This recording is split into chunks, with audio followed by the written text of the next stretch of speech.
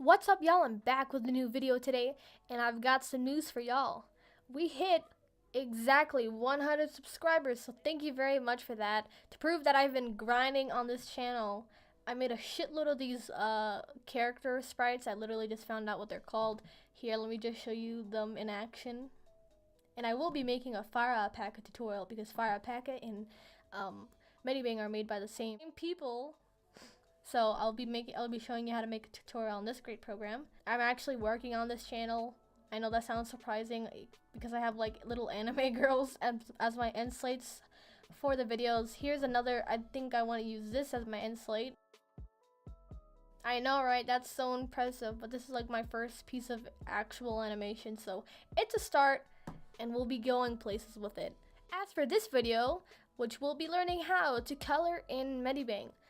And it's this isn't an in-depth video on how to color or anything and shade. It's just the basics, and I'll be just showing you how I color. And yeah, so let's get right to it. So first of all, you want to make a folder. It's just more convenient to have a folder with all the coloring stuff, so you want to have that ready. And you want to make each thing on one layer, which I'll be showing you, and name it. Especially if you're a beginner, you won't know where your layers are if you don't name them. So let's just start off with skin. And yes, this is a female Zarbon. So yeah, just name your first layer. I usually just start off with the skin, and then the hair, and then the eyes and stuff like that. So let's get right to it. So step 1, you want to color in the flats with the bucket tool. The bucket tool is just the fastest and most convenient way to color. So, before I start off with the skin, I'm going to color pick from actual Zarbon.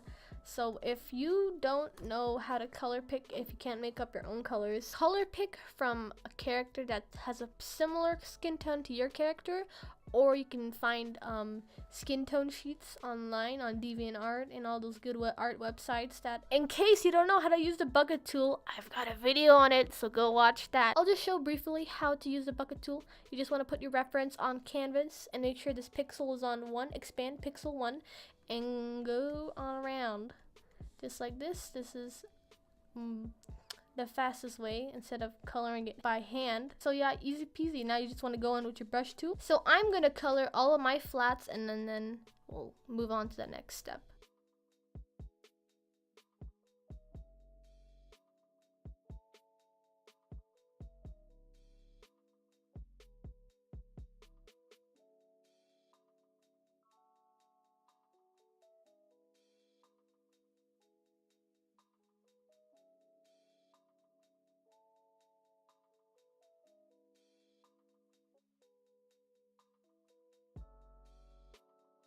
Now that you've done all of your flats, let's move on to shading. So make sure you've named each layer, and let's start off by shading her skin. So what you want to do is make a new layer, and then press clipping, and this will initiate clipping group. So how I get colors for the skin, I just color pick and then go a little bit up in the middle to the vibrant side. A little bit more. So the first thing you want to do before shading is find out where your light source is. So maybe yours is here, but I guess today for mine will be just right here. So make sure you have a new layer that's on clipping group, and let's start color picking. So I guess what I start off with are spots that the light wouldn't reach, like right underneath her eyebrows. Oh, let me make this a little bit darker.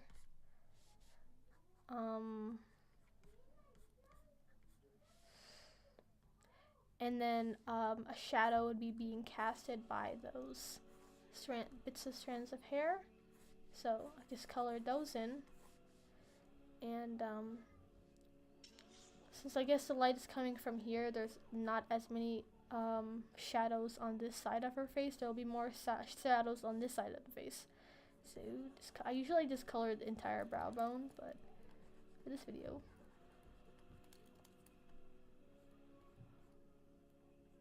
yeah. So And then I go in with the nose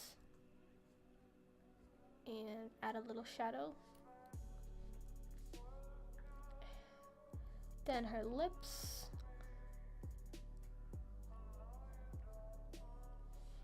Like that. And for the lips, for the bottom lip, I add a gradient. Not a gradient. I use a brush. I used a brush tool, make a new layer, and then I erase the top. Oh, clipping. And I'll go into what I do with that in a second. And then I just shape the lip. Like that. So now I'm just gonna go back to the other layer and continue on, going around the edges of her face. Like so. And a lot of light wouldn't reach here, so I'm just gonna color that in. There's a shadow being casted by her head, and then a little bit of a shadow from her braid. So I'm gonna shade more of this portion of her neck, so go in like that, and color. And like I said, the light is being casted from this side, so I'm gonna add less shadows here, but just enough that you can tell that she has a little bit of dimension to her, like that.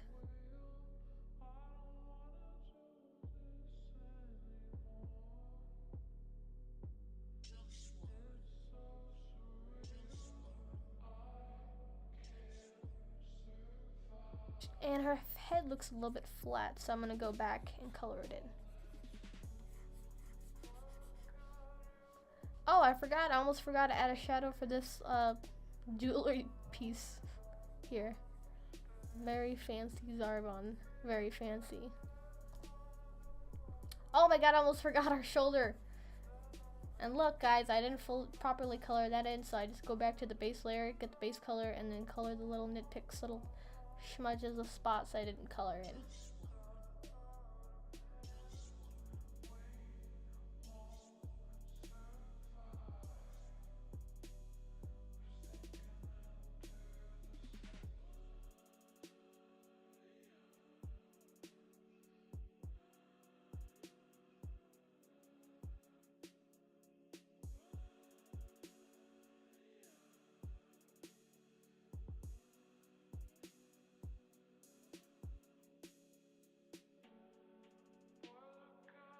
So I'm done with that. I'm going to be showing you a quick way to color the hair. So I'm going to go back to the new hair layer, add a new layer clipping group, and so you get your second shading for the hair, second color for the hair, and I just go to airbrush, do the top, the bottom for now.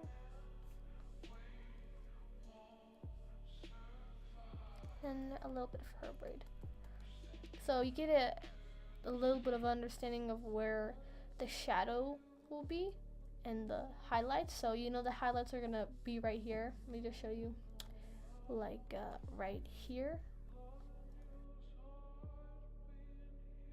So what I always start off with, just to get it over with, is the shadows. So new layer. Make a new layer and then new color for the third shading. Oh. And then start shading along the edges of the lines. So I just go in the strands.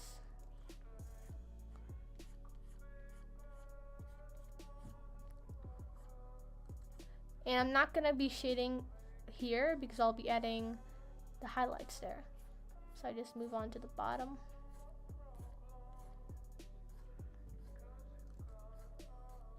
Just going along the edges of the hair strands.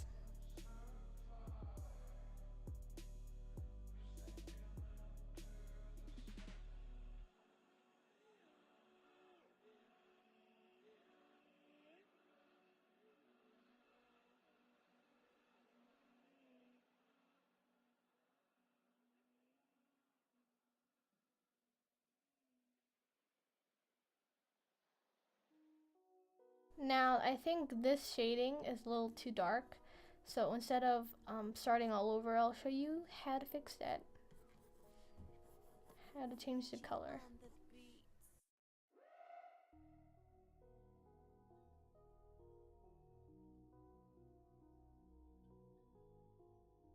So as you can tell, this this color is a little too dark for the hair, so I'm gonna go to filter, hue, and then play around.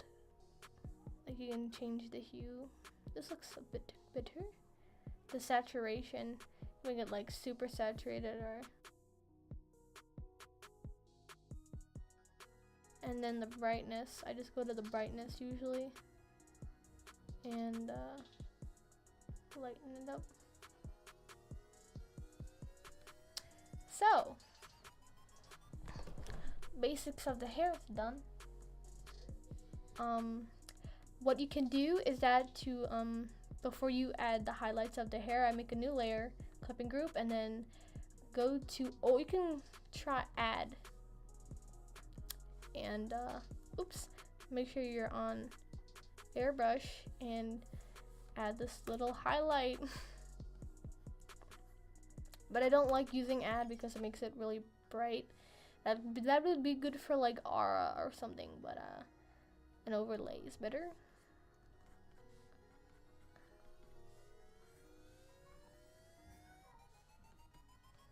So depends on the color you use. I'm using this color. Brings out some strong green in there, like that. And that looks pretty cool. It looks like it'll look nice when you add the shade, before you add the highlights of the hair. So let's work on the highlights of the hair. And if you're a beginner, like I said, just name all these layers as you go. Like this one could be shading 1, shading 2, overlay, and then your highlights. I usually go at the middle of the hair, pen a light color.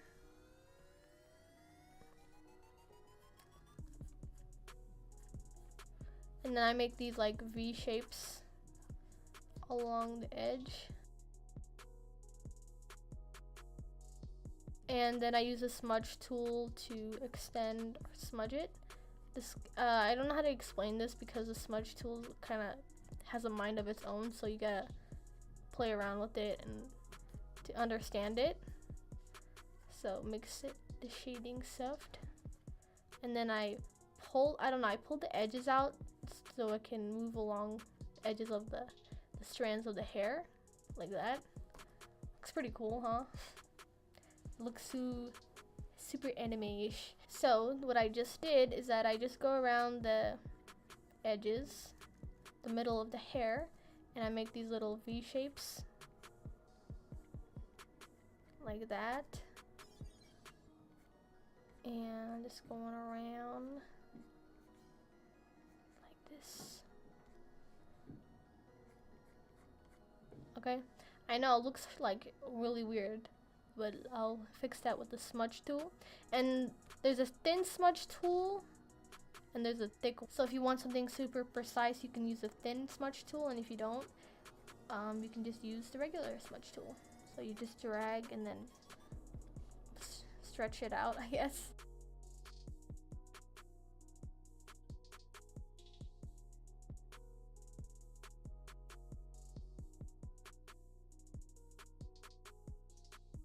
So yeah, I guess the hair looks pretty dope. You can even, if you want to be super extra, you can go make another layer for overlay. Oh, actually you could go use the add this time to make that, give it that super bright color. But when I use blending and then add, I don't use a light color, I use like a darker color, so it's not super bright. It's super in your face, like, wow, that's very shiny, that's very bright.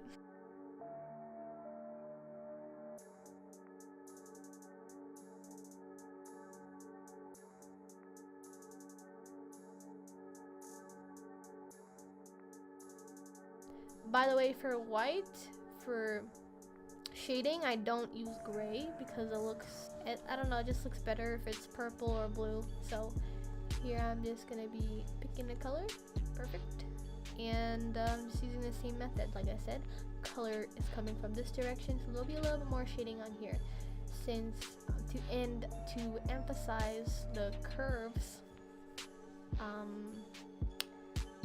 and that this armor has a lot of dimension to it. You just go. I'm gonna go to around the edges of her armor, like this. And I was gonna draw her with a scatter, but I forgot. Now I'll be talking about this in the future in another video, but since anime is flat, it's 2D, they have a shadow for the breast. So I'll be talking about this in a future video, but when you're shading like around the breast area of the character, you'll notice that the character has like this boob shadow. That's what I call it, a boob shadow. And that's because the character is flat and it's 2D. Like, this part has a dimension to it, but in real life you don't, there is no boob shadow unless the breasts are like huge. That just adds a dimension, like, to make the character not as flat looking. If your character is like flat chested, then you probably won't be adding any shadows. So I'm just gonna, you see these little edges right here, since it has a dimension to it, I'm gonna go around along the edges and shade.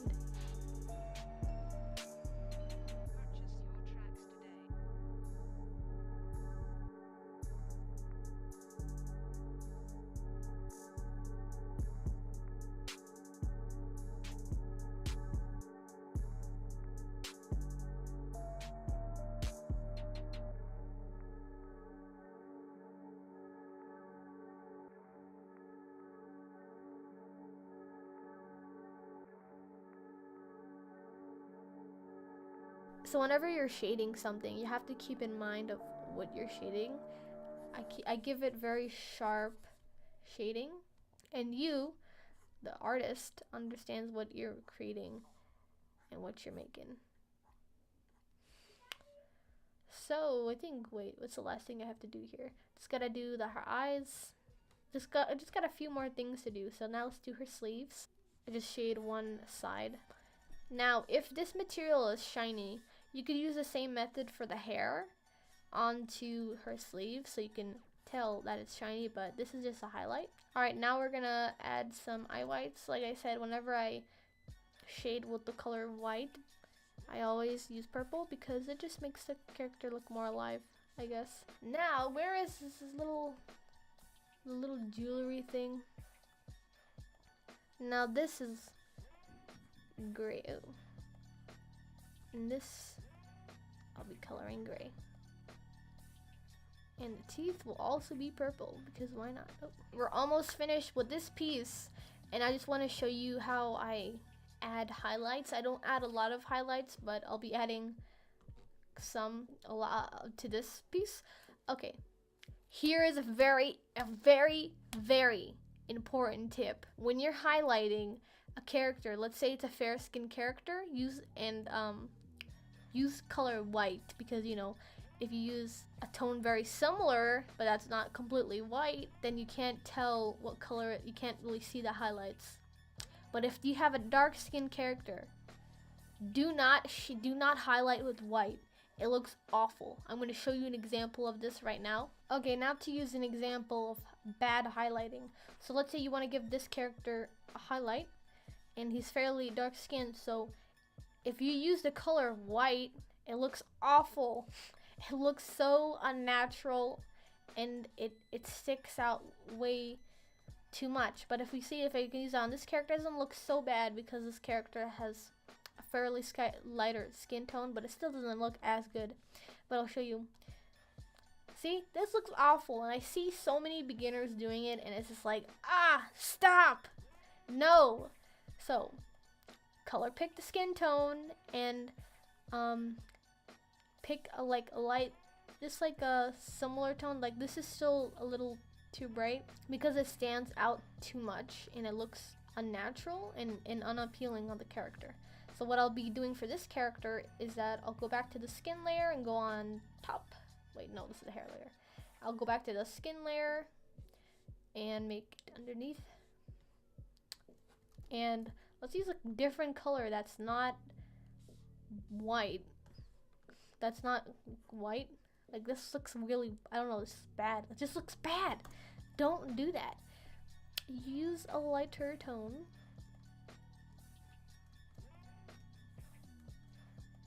And it'll look appealing on the character.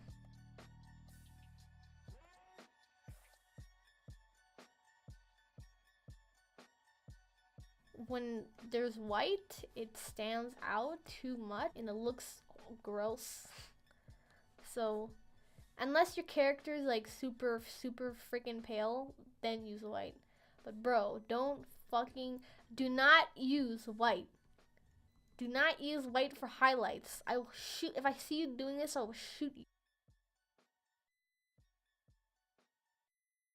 So my last final steps for coloring is like this. Her hair looks pretty messy, so I'll add like these little, I'll add these little strands of hair, and just to make her hair look even messier.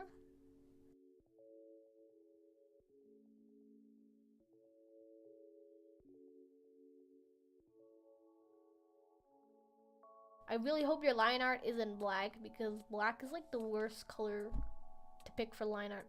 So here, I'm gonna be fixing up the line art to make it more appealing on the character.